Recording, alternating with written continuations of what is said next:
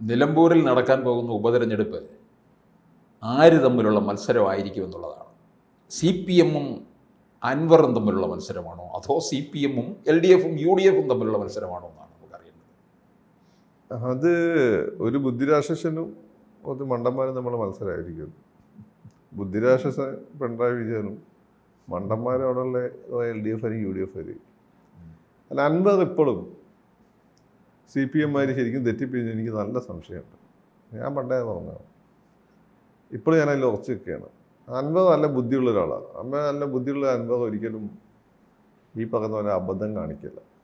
തൃണമൂല് കേരളത്തിൽ വന്ന് എന്തുണ്ടാക്കാനാണ്? അതല്ല, തൃണമൂലിൻ്റെ ഒരു അവസ്ഥ നോക്കും. ദേശീയ തലത്തിൽ അവർ കോൺഗ്രസിനെ BJPയുടെ ഒരു ടീം B ആയിരുന്നു നിൽക്കണം. അവർ അങ്ങനെ പാർട്ടിയെ കേരളത്തിൽ കോൺഗ്രസ് എടുക്കുക. അൻവറിന് സ്വന്തമായിട്ട് പാർട്ടി ഉണ്ടാക്കിയാൽ അൻവർ സ്വാധീനമെങ്കിലും ഉണ്ടാക്കിയത്. ഇതെല്ലാം തൃണമൂലിൻ്റെ എടുക്കുമ്പോൾ എന്താണ് സംഭവിക്കാൻ പോകുക? ഫൈനലി UDF എടുക്കില്ല. UDF എടുക്കാതെ അൻവർ ഒറ്റയ്ക്ക് മത്സരിക്കും. മലപ്പുറത്ത് കുറേ സ്ഥലങ്ങൾ അൻവറിന് സ്വാധീനം ഉണ്ടാക്കാൻ പറ്റും. അവിടെ ലീഗിൻ്റെയും കോൺഗ്രസിൻ്റെ സീറ്റ് കുറയും. അപ്പോൾ സ്വാഭാവികമായിട്ടും LDF അവിടെ ജയിച്ചു വരും. LDF ജയിച്ചു വരുമ്പോൾ എന്ത് ചെയ്യും? അൻവർ ചിലപ്പം ജയിക്കും. ജയിച്ചില്ലെങ്കിലും അൻവറിന് ചിലപ്പം മന്ത്രിസ്ഥാനം, ഇനി ജയിച്ചാലും മന്ത്രിസ്ഥാനം ഉറപ്പായിട്ട് അതിനൊക്കെ ക്ഷമിച്ച് എന്താണ് വിശാല ഹൃദയനായ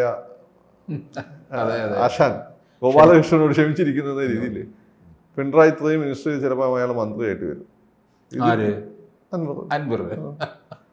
കാരണം നിങ്ങൾക്ക് ഈ പിണറായി വിജയൻ്റെ ബുദ്ധി ആണെന്നുള്ളതായിട്ടാണ്. ഇപ്പം ഇവിടെ പ്രതിപക്ഷം ഉണ്ടോ? നിങ്ങൾ പറ, ഇവിടെ പ്രതിപക്ഷം ഉണ്ടോ? ഇവിടെ അച്യുതമേനോന് ഷാർക്കിങ് തുടർഭരണം കിട്ടിയിട്ടുണ്ടോ? ഇല്ല. പിണറായി അന്നേ കാൽക്കുലേറ്റ് ചെയ്ത് വെച്ചാണ് ഇവിടെ പ്രതിപക്ഷം ഉണ്ടായത്. എങ്ങനെയാണ് പ്രതിപക്ഷത്തെ ഇല്ലാതാക്കിയത്? അന്ന് BS അച്യുതാനന്ദ ഇലക്ഷന് ജയിച്ച് തുടർഭരണം വന്നിരുന്നെങ്കിൽ ഈ പ്രതിഭാസം എങ്ങനെ പോയില്ലായിരുന്നു. അന്ന് 2 സീറ്റിന് വ്യത്യാസത്തിലാണ് ഉമ്മൻചാണ്ടി സാർ ഭരിക്കുന്നത്. ഈ 2 സീറ്റിന് വ്യത്യാസമൊക്കെ ഭരിക്കുമ്പോൾ ഒരുപാട് കോംപ്രമൈസ് ചെയ്യേണ്ടി വരും. അങ്ങനെയാണ് സരിത കേസ് ഉണ്ടാവുന്നത്, ബാർക്കോയ കേസ് ഉണ്ടാവുന്നത്. മാണിസാറിനെ പിടിച്ച് എന്ത് ചെയ്തിരിക്കും? ധനകാര്യ വകുപ്പ് മന്ത്രിയാക്കി. മാണിസാറിനെ ധനകാര്യ വകുപ്പ് മന്ത്രിയാക്കി എന്തൊക്കെ സംഭവിക്കുമെന്ന് അറിയാലോ. അങ്ങനെ ഓരോ മാസം ഓരോ അഴിമതി കേസായിരുന്നു.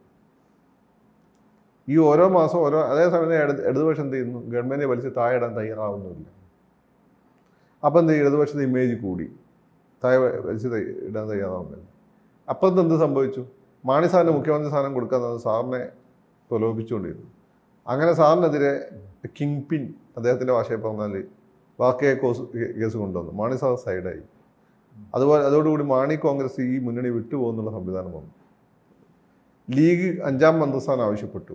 അതോടുകൂടി ഹൈന്ദവ സമുദായത്തിൽ വല്ലാത്തൊരു ഐക്യം വന്നു UDFനെതിരെ. കോൺഗ്രസിൻ്റെ ഇടയിലാണെങ്കിൽ എന്ത് സംഭവിച്ചു? ഉമ്മൻചാണ്ടി സാറായിരുന്നു അവരുടെ അവസാനത്തെ ജനകീയനായ നേതാവ്. ആ പ്രതിപക്ഷത്തിരുന്നതോടുകൂടി ഉമ്മൻചാണ്ടി സാറിനെതിരെ സരിതയുടെ മറ്റേ സാധനം വലിച്ച് പുറത്തിട്ടോടുകൂടി അദ്ദേഹത്തെ ഒന്നും അല്ലാതാക്കിയാണ്. പിന്നെ അദ്ദേഹം പുറത്ത് വന്നെങ്കിൽ അദ്ദേഹം മാനസികമായി തകർന്നുപോയി. ആ മാനസികമായി തകർന്നുപോയി അദ്ദേഹം ഫിസിക്കലി ഇല്ലാതായി. പിന്നെ ലീഗിൻ്റെ ഇടയിൽ കൺഫ്യൂഷൻ വന്നു. ലീഗ് ഇപ്പോൾ ഏത് മുന്നണി നിൽക്കണം എന്നുള്ള കൺഫ്യൂഷൻ അല്ല. അപ്പോൾ അവിടെ നിൽക്കുന്നുണ്ട്. അവിടെ തന്നെ തോറ്റാൽ അതോടുകൂടി ലീഗ് മാറും. മാണി കോൺഗ്രസ് മാറി അങ്ങോട്ട് പോയി. BJPയെ സംബന്ധിച്ചിടത്തോളം എന്താണ്? പ്രതിപക്ഷത്തിരുന്നാൽ മാത്രമാണ് കോൺഗ്രസ് ഇല്ലാതാവുള്ളൂ. അത് മനസ്സിലാക്കി അവരും കളിക്കുന്നുണ്ട്. ഇതെല്ലാം മുൻകൂട്ടി കണ്ട് ആ രീതി കരുക്കൾ നീക്കിയ പിണറായിയെ സംബന്ധിച്ചിടത്തോളം പിണറായി തേടി വരാനുള്ള ഏറ്റവും വലിയൊരു ബുദ്ധിമുട്ട് ഒരു പക്ഷേ മുസ്ലിം കമ്മ്യൂണിറ്റിയിൽ ഉണ്ടാകാൻ സാധ്യതയുള്ള മുസ്ലിംസിന് പൊതുവെ UDFന് വോട്ട് ചെയ്യുന്ന ആളുകളാണ്. സൗത്തിലാണെങ്കിലും നോർത്തിലാണെങ്കിലും അവരെ സംബന്ധിച്ചിടത്തോളം LDFനെതിരെ ഈ സ്വർണ്ണക്കള്ളക്കടത്തൊക്കെ ആയിട്ട് ബന്ധപ്പെട്ട ഒരു വികാരം വന്നത് പൊതുവെ കരുതപ്പെടുന്നുണ്ട്. അതെന്ന് വെച്ചാൽ സ്വർണ്ണക്കള്ളക്കടത്ത് നടത്തുന്ന മുസ്ലിംസ് എന്നോട് ചോദിച്ചാൽ അതിൽ പ്രധാനമായിട്ടും ഏറ്റവും കൂടെ അറസ്റ്റ് ചെയ്യപ്പെടുന്ന മുസ്ലിം കമ്മ്യൂണിറ്റിയിൽപ്പെട്ട ആളുകളാണ് സ്വർണ്ണക്കള്ളക്കടത്ത് എന്നാണ് എനിക്ക് തോന്നിയിട്ടുള്ളത്. മറ്റുള്ളവരുണ്ട്. അപ്പോൾ ഇത് സ്വർണ്ണക്കള്ളക്കടത്തിന് വേറൊരു പ്രത്യേകതയുണ്ട്. മോഹൻലാൽ അത് ഡേർട്ടി ബിസിനസ്സായി കൂട്ടിയിട്ടില്ല. കേരളത്തിൽ ഇപ്പോൾ നാർക്കോട്ടിക്സ് ഡേർട്ടി ബിസിനസ് ആയത് ലാൽ 2 സിനിമയെ പറഞ്ഞതുകൊണ്ടാണ്. Narcotics is a dirty business എന്ന് മൂപ്പര് 20-ാം നൂറ്റാണ്ടിലും പറഞ്ഞിട്ടുണ്ട്. പിന്നെ മൂപ്പര് നാള് മറ്റേ സിനിമ ലൂസിഫറിലും പറഞ്ഞിട്ടുണ്ട്. പിന്നെ മമ്മൂട്ടി മഹാനഗരത്തിൽ പറയുന്നുണ്ട്, യൂറോപ്പിലെ പിള്ളേരെ വഴിതെറ്റിക്കുന്ന ഈ ബിസിനസ്സിന് ഞാൻ കൂട്ടു നിൽക്കില്ല. അപ്പോൾ ഇവരൊക്കെ അത് ഡിക്ലെയർ ചെയ്തുകൊണ്ടാണ് നാർക്കോട്ടിക്സിനെ പറ്റി നമുക്ക് നെഗറ്റീവ് സാധനം ഇപ്പോഴും ഉള്ളത്. എന്നാൽ ഗോൾഡ് സ്മഗ്ലിങ്ങിനെ പറ്റി അതില്ല. 20-ാം നൂറ്റാണ്ട് മോഹൻലാൽ കടത്തിയിട്ടുണ്ട്. അങ്ങനെ മമ്മൂട്ടി അതൊക്കെ സിനിമയെ കടത്തിയിട്ടുണ്ട്. സാമ്രാജ്യത്തിലാന്ന് തോന്നുന്നത്, സാമ്രാജ്യത്തിലുണ്ട്. പിന്നെ അങ്ങനെ പല സിനിമയിലുണ്ട്.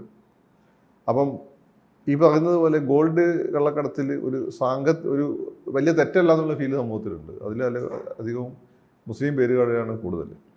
പിന്നെ അത് മാത്രമല്ല പല നിലപാടുകൾ എടുത്ത സമയത്ത് ഒരു ആൻറ്റി മുസ്ലിം ആണെന്നൊരു ഫീല് വന്നിരുന്നു. ആ സമയത്താണ് ഈ കാര്യം പറഞ്ഞുകൊണ്ട് അൻവർ പുറത്ത് കടന്നു. ഈ പുറത്ത് കടന്ന് അൻവർ എന്ത് ചെയ്യും? അൻവർ UDF പോയി കഴിഞ്ഞാൽ അത് LDF ക്ഷീണമാണ്. പക്ഷെ ഇപ്പോഴത്തെ സാഹചര്യത്തിൽ അൻവർ UDF വരാനുള്ള സാധ്യത വളരെ കുറവാണ്. അങ്ങനെ ആകുമ്പോൾ എന്ത് ചെയ്യും? അൻവർ ഒറ്റയ്ക്ക് വെച്ചാൽ വോട്ട് സ്പ്ലിറ്റ് ആവും. അല്ലെങ്കിൽ അൻവറിനെ UDF എടുക്കട്ടെ, എന്നിട്ട് നമുക്ക് നോക്കാം എന്താണ്. പക്ഷെ അത് ഇവിടെ വിജയിച്ചു കഴിഞ്ഞാൽ ഒരുപക്ഷെ പ്രവേശം സുഖകരമാകും. ഏത് അല്ല, അതിന് പ്രവേശിക്കട്ടെ, ഇതുവരെ പ്രവേശിച്ചിട്ടില്ലല്ലോ. പ്രവേശിക്കാൻ പറ്റാത്ത സാഹചര്യം അൻവർ ഉണ്ടാക്കി വെക്കുന്നുണ്ട്. അതാണ് തൃണമൂല്. ഇപ്പം DMK ശരി, പിണറായി വിജയൻ പാര വെച്ചു, ഓക്കെ, അതൊക്കെ നമുക്ക് എത്രത്തോളം വിശ്വസിക്കാമെന്ന് പഠിച്ചോണം അറിയാം. അപ്പോൾ നേരത്തെ കാര്യമുണ്ട്.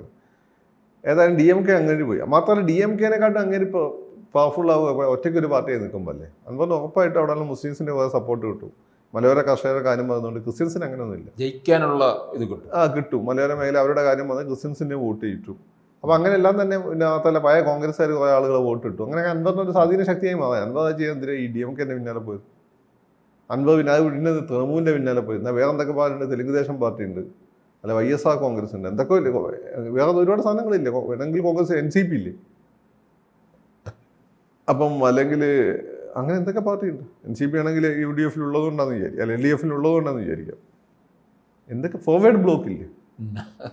അതിവിടെ ദേവരാജൻ മാത്രമേ. അതെ, ദേവരാജന് ആളില്ലല്ലോ. മറ്റേ 4 ആളും കൂടി വരുമ്പോൾ ദേവരാജന് ബുദ്ധിയുള്ളതിനാളോ ചിലപ്പോൾ അത് കോംപ്രമൈസ് ചെയ്ത് കൊടുക്കും. അൻപത് കുറച്ചാലും നിന്നോട്ടെ, വേണമെങ്കിൽ നമുക്കും കൂടി ഇന്ന രീതിയിൽ ദേവരാജൻ ചിലപ്പോൾ ചെയ്ത് കൊടുക്കാം. എന്താ ചെയ്യാത്തത്? എന്താ അങ്ങോട്ടൊന്നും പോകാത്തത്? അപ്പോൾ ഇതിൻ്റെ പിന്നിൽ ഒരു ബുദ്ധിരാക്ഷസനും കുറേ മണ്ടന്മാരും എന്നാണ് എനിക്ക് ഇതുവരെ തോന്നിയിട്ടുള്ളത്.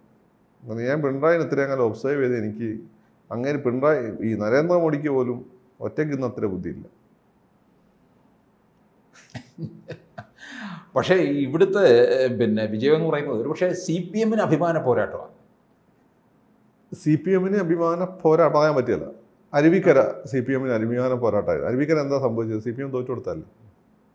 വേണമെങ്കിൽ ആ സീറ്റ് പിടിച്ചെടുക്കായിരുന്നല്ലോ. പിന്നെ പിടിച്ചെടുത്ത് കാണിച്ചല്ലോ. പിന്നീട് എടുത്തു. പിന്നെ അന്നേ അത് ശബരിനാഥിന്റെ മണ്ഡലത്തിലെ പ്രവർത്തന പോരായ്മ. ശബരീൻ്റെ പോരായ്മ ഒന്നുമല്ല, അവർ അച്ഛനെ കണ്ട് നന്നായിട്ടൊക്കെ ചെയ്തിട്ടുണ്ട്. പ്രശ്നം അതൊന്നല്ല. പ്രശ്നം എന്താണെന്ന് വെച്ചാൽ അന്ന് ഈ VS-ന്റെ വശത്തു നിന്നാണ് ഇപ്പോഴത്തെ അവിടെ സ്റ്റീഫനോ മറ്റോ ലാറ്റിൻ കത്തോലിക്ക നാടാർ കമ്മിറ്റി മറ്റോ. അപ്പം സ്റ്റീഫനാണ് അന്ന് സ്ഥാനാർത്ഥിയെങ്കിൽ അന്നും ജയിക്കും. അന്ന് വേണ്ട, അന്ന് അവിടെ തോറ്റപ്പോൾ എന്തോടുകൂടി ഉമ്മൻചാണ്ടി സാറിന് അഹങ്കാരം കൂടി. അതായത് നിങ്ങളിതൊക്കെ പറഞ്ഞ് ലോക്സഭയിൽ നമ്മൾ ജയിക്കുന്നു, നിങ്ങളിതൊക്കെ പറഞ്ഞിട്ടും ഈ പറയുന്നതിൻ്റെ അതിരി ബൈ ഇലക്ഷന് ഞങ്ങൾ ജയിക്കും. അപ്പം സഭയിൽ തുടർഭരണം വരുന്നു ഉമ്മൻചാണ്ടി സാറിനെ അങ്ങ് ബോധിപ്പിച്ചു. അപ്പോൾ ഉമ്മൻചാണ്ടി സാറിന് തുടർഭരണം വരുന്നു എന്ന ബോധ്യം വന്നതോടുകൂടി എന്ത് ചെയ്തു? കോൺഗ്രസ് ഉമ്മൻചാണ്ടി സാർ കുറച്ച് അഹങ്കാരിയായി.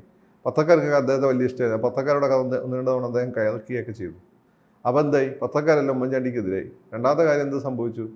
ഈ രമേശ് ചെന്നിത്തല ടീമുണ്ടല്ലോ, ഒരു തവണയും കൂടി ഈ എന്നതിൻ്റെ I ഗ്രൂപ്പ് ഒരു തവണയും കൂടി ഉമ്മൻചാണ്ടി വന്ന അവരുടെ അവസ്ഥ എന്താണ്? അവരത്ര സജീവമായിട്ട് ആ ഇലക്ഷനിൽ പങ്കെടുത്തു എനിക്ക് തോന്നിയിട്ടില്ല. നിങ്ങൾ പല സ്ഥലത്തും വോട്ടിംഗ് പാറ്റേണൊക്കെ നോക്കിയാൽ മനസ്സിലാവും. മാത്രമല്ല I ഗ്രൂപ്പിൻ്റെ MLA-മാർ കൂടുതൽ വന്നു, A ഗ്രൂപ്പിൻ്റെ MLA-മാർ കുറഞ്ഞു. അങ്ങനെയാണ് രമേശ് പ്രതിപക്ഷ സ്ഥാനത്തേക്ക് വരുന്നത്. അപ്പോൾ അത് അങ്ങനെയുള്ള ഇതെല്ലാം മൂപ്പർ സെറ്റ് ചെയ്ത് വെച്ചു. അപ്പോൾ അത് തോറ്റു കൊടുത്ത ഇലക്ഷനായിരുന്നു. കഴിഞ്ഞ തവണ മൂപ്പർ റഷീദ് ഖായിരുന്നു അവിടെ സ്ഥാനാർത്ഥി 2016.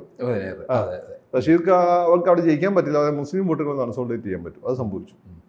ഇത്തവണ എന്ത് ചെയ്തു? പറ്റിയ സ്ഥാനാർത്ഥിനൊത്തി ആ സീറ്റും കുടിച്ചെടുത്തു. ഇത്തവണയും പല സ്ഥലത്തും വരാൻ പോകുന്നതാണ്.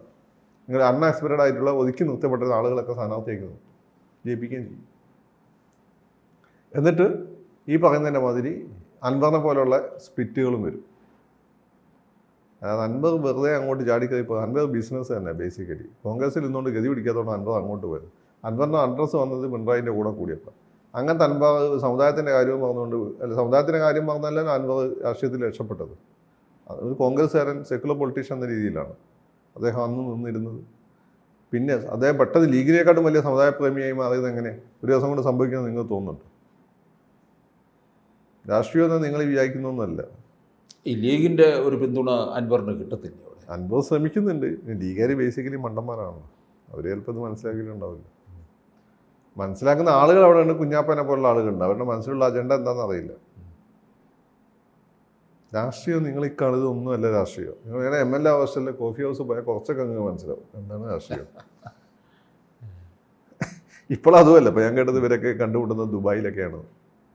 നമ്മളെയൊക്കെ കണ്ടതിൻ്റെ അപ്പുറത്ത്. ഇവിടെ കാണാൻ നമ്മൾ MLA ഹോസ്റ്റലിൽ പണ്ടായിരുന്നു നാട്ടുകാർക്ക് ബുദ്ധിമുട്ടായിരുന്നു കാണാൻ. ഇപ്പം അതുകൊണ്ട് ഇപ്പോൾ ദുബായിയൊക്കെ ഉണ്ടല്ലോ. അപ്പോൾ UDF-ന് ശരിക്കും പറഞ്ഞാൽ ഒരു പ്രതീക്ഷയില്ലേ മണ്ഡലത്തിൽ? അതെനിക്കറിയില്ല, ഞാൻ പറഞ്ഞല്ലോ, അത് ഒരു ബുദ്ധിരാശ്വാസത്തിന് 2 മണ്ടന്മാരും ബാക്കി കുറേ മണ്ടന്മാരും തമ്മിലുള്ള മത്സരമാണ്. ഇപ്പോൾ അൻവർ ജോയിയെ തന്നെ മത്സരിപ്പിക്കണം അത് അൻപ് പറയുന്നു, അല്ല ഞാൻ പറയുന്നത് ഇത്രയേ ഉള്ളൂ. ചിലപ്പോൾ അവിടെ UDF ജയിച്ചു എന്നൊക്കെ വരാം. അന്നിപ്പോൾ എന്ത് സംഭവിക്കും? UDF ഒരു U4 എല്ലാവും. അങ്ങനെയല്ല അരുവിക്കര സംഭവിച്ചത്. ശബരി ജയിച്ചോട് കൂടിയിട്ട് CPM-നെ എഴുതി തള്ളി. ഞാനും സത്യം വിചാരിച്ചു DP ചന്ദ്രശേഖരൻ കേസൊക്കെ ഭയങ്കര ഇമ്പാക്റ്റ് ഉണ്ടാക്കിയിട്ടുണ്ട്. ഒരു ഉക്കും ഉണ്ടായിട്ടില്ല. 2016 വടകരയിൽ എന്നാൽ TP-ൻ്റെ മണ്ഡലത്തിൽ ആര് ജയിച്ചു? LDF ജയിച്ചു. 21-ലാണല്ലോ കേക്കരെ മനസ്സിലാക്കി. അപ്പം അതാണ് കാര്യം. പിണറായിനെ മനസ്സിലായി. പിണറായി സുബോധം നിലനിൽക്കുന്ന കാലത്തോളം പിണറായിയെ ബീറ്റ് ചെയ്യാൻ പറ്റുന്ന ഒരാൾ കേരള രാഷ്ട്രീയത്തിൽ ഇപ്പം അല്ല. നിങ്ങൾ രാജീവ് ചന്ദ്രശേഖരൊക്കെ ഉണ്ട്. രാജീവ് ചന്ദ്രശേഖരൊക്കെ ഒന്ന് ക്ലച്ചായി വരുമ്പോഴേക്കും പിണറായിയുടെ അത് ഏജിൻ്റെ ഫാക്ടർ കടന്നു വരും. അദ്ദേഹത്തിന് സുബോധം നിലനിൽക്കുന്ന കാലത്തോളം നിങ്ങൾ വിചാരിക്കേണ്ട ഇത്ര എളുപ്പമല്ല. ഇത്ര കാലമായി തുടങ്ങിയിട്ട് 2000 മലപ്പുറം സമ്മേളനം തൊട്ട് തുടങ്ങിയതാണ്. ഇത്ര കാലമായി അന്നോട്ട് ഇന്ന് വരെ കേരള രാഷ്ട്രീയത്തിൽ ഒന്നാമനാരാ? മോഡി വന്നാൽ പിണറായി ഞങ്ങൾക്ക് തൂത്തെടുക്കുന്നു. എന്ത് സംഭവിച്ചു? വല്ലതും സംഭവിച്ചു? ആരിഫ് മുഹമ്മദ് അതായത് തൂത്ത് വാരിയിരുന്നു. ഇപ്പം എന്ത് സംഭവിച്ചു? ആരിഫ് മുഹമ്മദ് എങ്ങോട്ടോ പോയി. അതുകൊണ്ട് നെവർ അണ്ടർ എസ്റ്റിമേറ്റ് പിണറായി. അവിടെ ഇലക്ഷൻ ചിലപ്പോൾ UDF ജയിച്ചു എന്നൊക്കെ വരും. പക്ഷേ അതിൻ്റെ പിന്നെ കളി വേറായിരിക്കും. UDF വിജയിച്ചു കഴിഞ്ഞാൽ ഒരുപക്ഷെ ഭരണവിരുദ്ധ വികാരമാണ് ഹൈപ്പ് എന്നൊക്കെ പറയാം. അപ്പോൾ എന്ത് ചെയ്യുന്നു? ആ കാര്യം പറഞ്ഞുകൊണ്ട് കുറേ പോപ്പുലർ അല്ലാത്ത MLA-മാരെ അങ്ങ് മാറ്റും. ഇനി നല്ല പോപ്പുലർ പയ്യന്മാരെ boy in the next door എന്നൊക്കെ പറയുന്ന പോലുള്ള പഴയ മോഹൻലാലിൻ്റെ സിനിമയിലെ ക്യാരക്ടേഴ്സ് ഉണ്ട്. സത്യനന്ദിക്കാടിൻ്റെ സമൂഹത്തിന് ഗുണം ചെയ്യുന്ന എന്നാൽ പ്രത്യേക ജോലിയിലാണ് കിടക്കുന്ന പയ്യന്മാർ. അങ്ങനെയുള്ള ആളുകളെ വിളിച്ച് സ്ഥാനാർത്ഥിയാക്കും.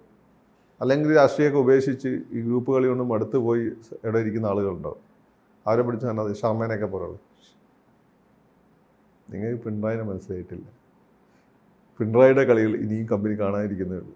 കൂടുതൽ വാർത്തകളും വിശേഷങ്ങളും നിങ്ങളിലേക്ക് എത്താൻ ABC മലയാളം സബ്സ്ക്രൈബ് ചെയ്യുക, ബെൽ ബട്ടണും അമർത്തുക.